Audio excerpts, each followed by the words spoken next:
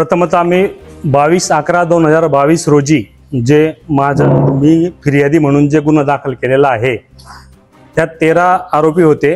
13 आरोपीपैकी 12 आरोपींना जामीन मिळालेला आहे व विनोद पंजाबराव देशमुख ह्या माणसाला आज तागायत अटक झालेली नाही व त्याला रामानंद नगर पोलीस स्टेशन यांनी कलम 292 प्रमाणे फरार घोषित केलेला आहे।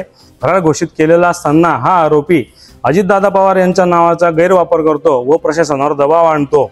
आता हा अजितदादा पवार यांच्या नावाचा गैरवापर करतो की वापर करतो हे मला काही सांगता येणार नाही, पण डायरेक्ट तो सांगतो की मी अजितदादाचा कार्यकर्ता आहे, मला कोणी अटक करू शकत नाही, मी एसपी सोबत बसतो, मी अजितदादा सोबत माझे फोटो आहेत, अजितदादा मी जवळचा कार्यकर्ता आहे, हे असं करून आज तागायत हायकोर्टाने सुद्धा याचा अटक करून जामीन रद्द केलेला आहे। तरी सुद्धा 3.25 वर्षापासून या आरोपीला अटक झालेली नाही। न्याय मागण्यासाठी मी आज सर्वांसमोर आलेलो आहे। या संदर्भात मी माननीय पंतप्रधान नरेंद्रजी मोदी साहेब यांच्याकडे गेलेली आहे, माननीय गृहमंत्री भारताचे अमितजी शहा यांच्याकडे तक्रार केलेली आहे।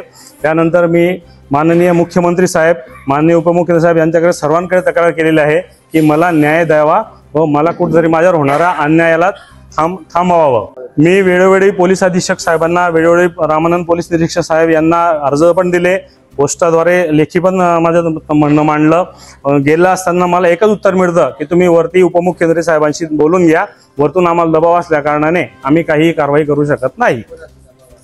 अजितदादा पवार यांचा मला फोन आलेला आहे असं मला दबक्या आवाजात सांगितलं जातं की विनोद देशमुख याच्यावर कोणतीही कारवाई करू नका, याला सॉफ्ट कॉर्नर द्या व अजितदादा पवार DDR जिल्हा उपनिबंधक साहेबांना फोन करतात असं त्यांचं म्हणणं आहे व त्यांच्या फोनवर माझ्यावर कारवाई होते की ज्या अर्जाला काही व्हॅल्यू नाही अशा अर्जाने माझ्यावर सावकारीची कारवाई होते व शेकडो अर्ज आज DDR साहेबांकडे पडलेले असताना सुद्धा मला एकट्याला कसं काय निवडलं जातं।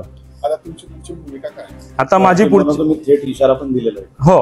पुढची भूमिका आहे की मला ह्या आठवड्यात न्याय नाही मिळाला तर मी अजितदादा पवार यांच्या बंगल्यासमोर उपोषणास बसणार आहे। मुंबईला त्यांच्या बंगल्यासमोर मी उपोषणाला बसणार आहे।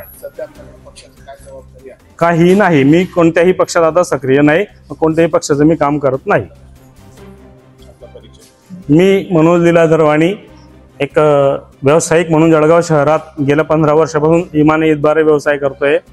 आजच्या मी गेल्या 2.25 वर्षापासून जे ऑफिसचे चक्कर, SP ऑफिस असो, पोलीस स्टेशन असो, जे चक्कर काढतोय हे चक्कर काढून थकल्यामुळे मी आज पत्रकार परिषद घेत आहे व आजच्या नंतर माझ्यावर काही गुन्हे दाखल होतीलच। हे सगळे प्रयत्न करतील मला 420 मध्ये अटकव, यात अटकव, त्या फसवणुकीत अटकव, हे प्रकार होतीलच आणि मी ह्या गुन्ह्यांना सामोरं जायला तयार आहे। आता जे काय होईल त्या गोष्टींना मी तयार आहे। सगळ्या गोष्टी मला विनोद देशमुखच्या विषयी मला धोका वाटतो। विनोद देशमुख माझ्यावर कधीही अटॅक करू शकतो, गावगुंडांना लावून। आधीही त्याने केला, 2 वर्षापूर्वी प्रयत्न केला होता, मध्येही करत राहतो। ते मी पोलीस प्रशासनाला सांगत असतो की याच्यापासून मला संरक्षण मिळावं। आधी NC सुद्धा माझी घेतली जाते पोलीस स्टेशनमध्ये त्याच्या विरोधात।